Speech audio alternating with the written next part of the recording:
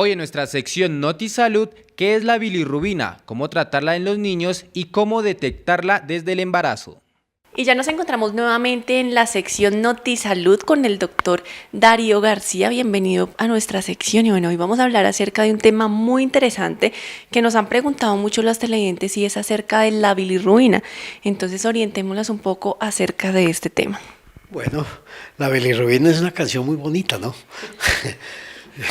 Pero realmente, a ver, ¿qué es lo que existe con el problema de eso? El problema de eso es falta de instrucción, falta de preparación, falta de educación en ese sentido. A ver, esa sustancia, la bilirrubina, es una sustancia que se desprende de la hemoglobina, ¿sí? Entonces, lo que les preocupa a los padres es cuando hablan de sus hijos y les dicen tiene una ictericia y eso es peligroso porque se le sube al cerebro, le hace daños y no sé qué cosas y entonces crean un poco de expectativas negativas, ¿sí? Y la familia queda muy triste cuando le dicen de su hijo qué es eso. A ver, entonces empecemos con la descripción del proceso. El niño nace. Se pone amarillito después de 3 o 4 días y corren para donde el médico para que les diga qué es lo que está pasando. Y el médico inmediatamente dice, cuidado que eso es muy peligroso, tiene las bilirrubinas altas, tiene una ictericia y es muy peligroso. Bien, entonces, ¿pero qué? ¿Cómo aparece? ¿Cuál es el problema? Resulta que cuando el niño está dentro del útero, dentro de la matriz, el niño está produciendo, su sangre produce una hemoglobina F, ¿sí? La hemoglobina, que es la sustancia matriz para la producción de estas moléculas de bilirrubinas, entonces la F significa no captadora de oxígeno, porque dentro del útero, dentro del cuerpo de la madre, el niño no se alimenta con oxígeno, ¿sí? Sino que todo lo que le llega no necesita oxígeno y por eso tiene una hemoglobina F que no capta oxígeno. En el momento que se corta el cordón, el organismo empieza a producir, la médula empieza a producir una hemoglobina A, que es la captadora de oxígeno, ¿sí? Al hacer ese cambio, el organismo, de manera normal, hacer el cambio entre hemoglobina F y hemoglobina A, se desprenden, en la destrucción de la hemoglobina F, se desprenden unas sustancias que son las bilirrubinas y empiezan a andar por el organismo a pegarse de la proteína que tenga, la poca proteína que tenga el niño, que son las albúminas, la albúmina, y agarrarse. Y si no puede prenderse de la albúmina, quedan circulando la fracción de bilirrubina indirecta y una fracción muy pequeñita de bilirrubina directa. Entonces, eso es el proceso.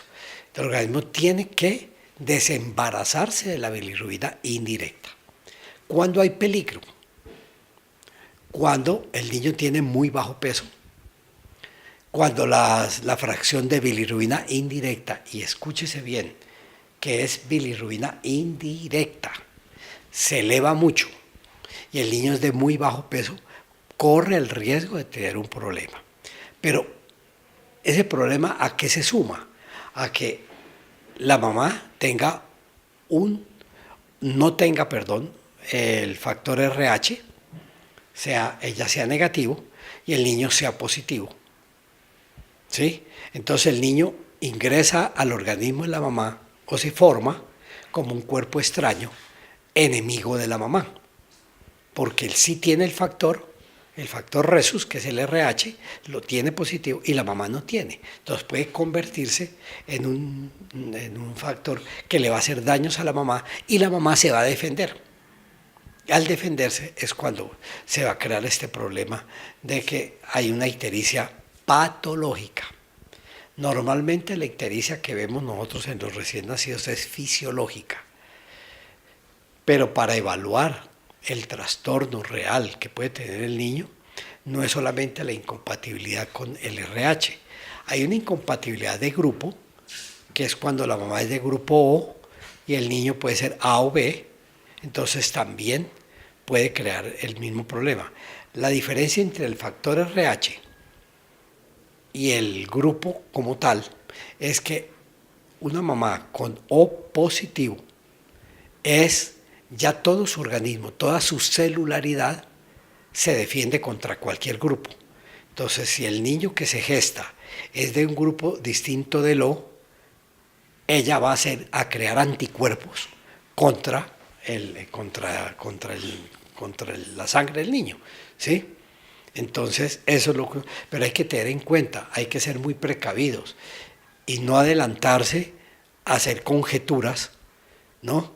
Y a crear unas expectativas negativas y oscuras para la familia cuando se encuentra una bilirrubina un poquito alta, porque puede ser una bilirrubina, una hiperbilirrubinemia fisiológica prolongada, ¿sí? No tiene absolutamente nada que ver. Entonces, para valorar esa situación se necesita no solamente el examen de bilirrubina indirecta, bilirrubina directa, bilirrubina total, sino una cosa muy importante que se necesita, y esto pues ojalá para que lo escuchen los médicos, se busca es el recuento reticulocitario, que es la cifra que nos da el porcentaje de destrucción de los glóbulos rojos, que recordaban cuando les decía yo que tenía que el niño destruir la hemoglobina F para convertir todo y hacer todo como la hemoglobina A, que es la captadora de oxígeno. En el momento de esa destrucción de la F, entonces lo que se necesita saber es cuánto está destruyendo el organismo del niño, ¿sí? Y entonces se mide por el recuento reticulocitario, que entre otras cosas casi nunca lo veo en los exámenes que solicitan. Y es muy importante saber eso, para saber el porcentaje de eso. Y además, lo más importante, antes de ponerse a hacer conjeturas y pronósticos que son malos, hay que hacer un examen cuidadoso neurológico del niño y un examen general que nos descarte el proceso y podernos dar cuenta si el proceso es patológico o simplemente es un fisiológico acentuado, ¿sí? Es muy importante, es muy interesante hacer eso y tener calma para hacer las cosas bien. El que se apresura se golpea, se cae, ¿sí? Bueno, doctor, y digamos, ¿hay alguna manera de poder identificar o también de prevenir la bilirrubina para explicarle pues a todas las mamitas y papitos que nos ven en este momento qué pudieran tener en cuenta ellos para prevenir esto?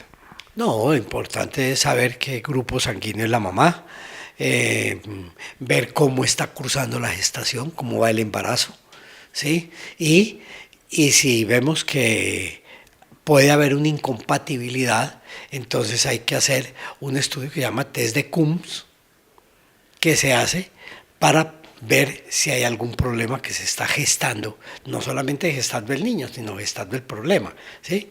Eso sí se puede hacer y para eso el ginecólogo tiene todas las herramientas para evaluar esa situación antes de que el niño nazca.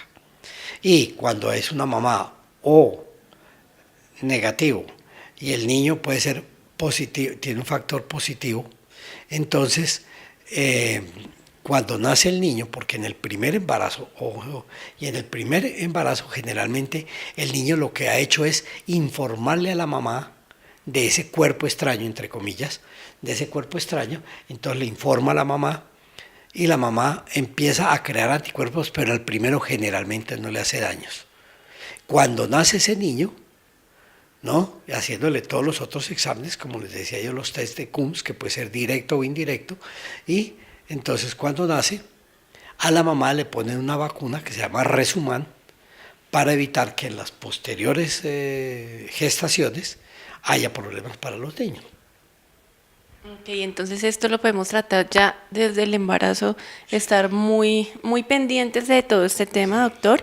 Y bueno, entonces recordemos la importancia de acudir siempre a un profesional, de siempre estar informados debidamente de cualquier problema con nuestros hijos y no acudir a fuentes secundarias que tal vez no son tan verídicas. Sí, es muy cierto. Yo creo que ahora lo importante es volver a retomar un concepto muy importante que se ha olvidado.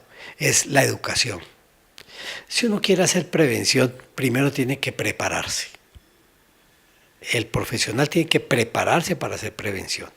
¿Y cómo se prepara? Estudiando y teniendo acceso permanente a las fuentes de información, pero no al tío Google, ¿no? Ni al internet, sino a las verdaderas fuentes de eso, que son los libros, donde realmente uno encuentra las cosas como son y donde puede estudiar. Y lo otro es estar cerca de los pacientes, poder conversar, poder hablar con ellos, hacer esa empatía para que la relación médico-paciente sea cada vez más importante. Se nos olvida mucho lo que es la educación, crear esa situación.